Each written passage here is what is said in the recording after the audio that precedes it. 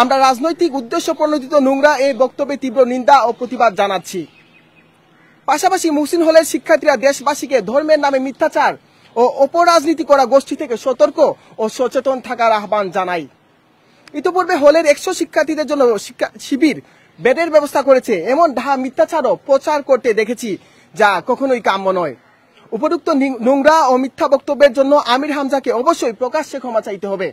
সেজন্য হল প্রশাসনের পক্ষ থেকে আনুষ্ঠানিকভাবে উক্ত মিথ্যাচারের নিন্দা জ্ঞাপন পূর্বক আমির হামজাকে অবিলম্বে ক্ষমা চাওয়ার জন্য দাবি জানিয়ে যথোপযুক্ত ব্যবস্থা গ্রহণের দাবি জানাচ্ছি।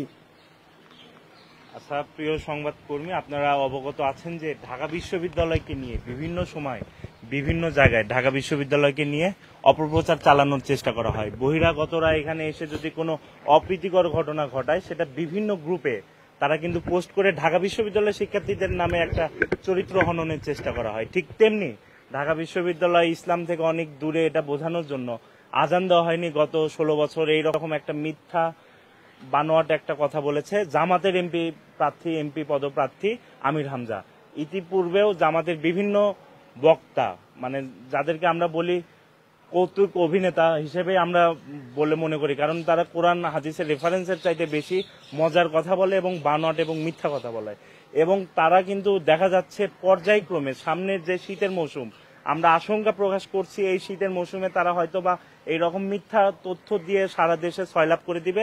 এবং আমরা এর সাথে যেহেতু ঢাকা বিশ্ববিদ্যালয়কে তারা প্রথমেই মৌসুমের শুরুতেই তারা ঢাকা বিশ্ববিদ্যালয়কে জড়াইলো এবং আমাদের প্রিয় মহসিন হলকে জড়ালো, এজন্য আমরা এটার প্রতিবাদ জানাচ্ছি এবং আমির হামজাকে এর জন্য প্রকাশ্যে ক্ষমা চাইতে হবে।